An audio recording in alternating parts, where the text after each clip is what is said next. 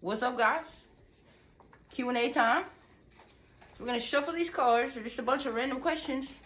I'm gonna answer them to the best of my ability, and I'm giving my opinion, and hopefully it helps, man. Hopefully it helps. So, if you participated in this week's questionnaire, listen for your question, all right? First question. Will you still be serving God 10 years down the road? Yes. I hope that I'm alive 10 years down the road. If God allows me another breath on this earth, I'm going to serve him for the rest of my life. Those are definitely my intentions. Next question. What was the biggest lesson or takeaway you got from going to prison? You know, I thought about that one, and being about that life is not where it's at. That shit ain't cool. You know what I'm saying? Like, when you get around people that's really about that life, and you just realize you ain't about that life, you know what I'm saying? Like, growing up, I thought it was cool to be hard. You know, I had to be hard. You know what I'm saying? And then when it came down to the nitty gritty, excuse my language, I wasn't with it, man. It's like, so it's learned to hold your temper the best you can, because people in there that's really about that life, that live on only being about that life. And that's a whole nother world you don't want to experience. I didn't enjoy it. I was blessed to get a program each time I went to prison. But that's not the life I want to live.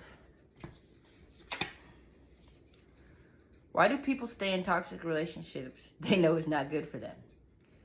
They know it's not good for the kids, so why stay? You know, I've been in a few toxic relationships, and I've seen some toxic relationships. And the thing about it is, sometimes you just don't know anything better. You know what I'm saying? Even like my relationship with my addiction was so toxic, but I didn't want to let that go because it wasn't toxic to me. You know, I enjoyed it until I didn't. So it's not that they want to just stay. It takes time to learn value of yourself, or even understand what letting go of something is. You know what I'm saying? Like, we don't know it's toxic. We don't know there's better tasting water than tap water until we really open up a bottle of Fiji water. You know what I mean? So it's all about self-worth and self-value. And sometimes it's just hard. It's not that they want to be toxic. They just don't know how to be better.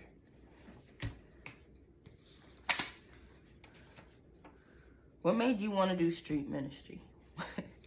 You know, I think it's the networking that made me want to do ministry the most. But street ministry, I say the streets have been pretty darn good to me, man. And there's a lot of people out there in the streets that people gave up on. You know what I'm saying? People think because somebody's out there on the streets that there's something wrong with them, or that they're just a bad person.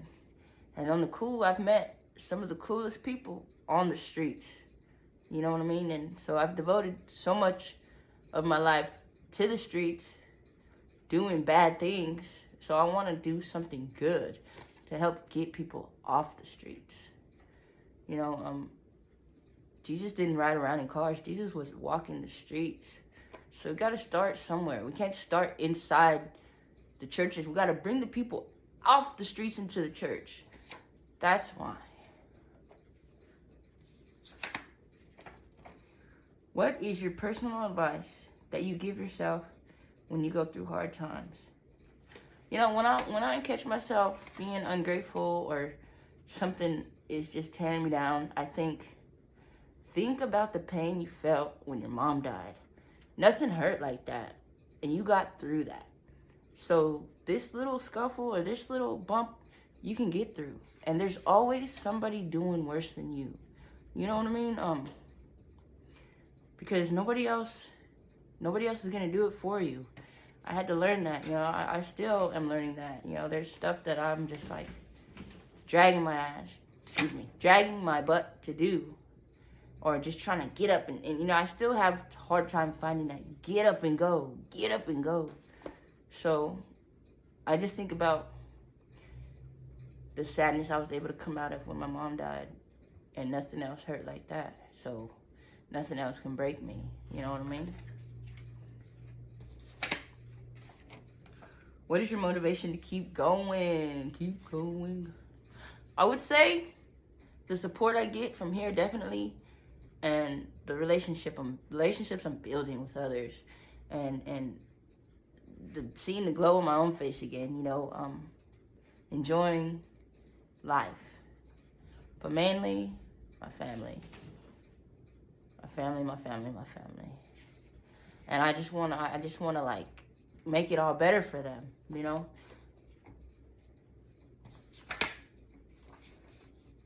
What lesson do you wish you learned earlier the most? That's a tough question. And I would say, man, that's hard. I can't even say patience, but I would say how to hold my tongue. You know what I'm saying? Like, if I didn't say some things, I feel like things would be different in a lot of situations. But that and stay in school for sure, and appreciate people for who they are when you have the chance, because it's rarely that you get second chances at fixing relationships with people.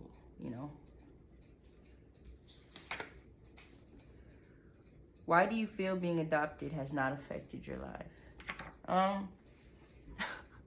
That's crazy. I feel it hasn't affected my life because God gave me life. You know what I'm saying? My life isn't surfaced around my adoption. I think now that I've met my adoptive family, it affects my life more than when I did not meet them. You know what I mean? Like, it doesn't break me and it doesn't make me. It really makes me. I can't even say it really makes me. It gives me a better story to tell, but it doesn't hurt my feelings. It doesn't break me down in any kind of way. It makes me grateful for that extra armor of protection God gave me. You know what I'm saying? Because I could have been in a worse position.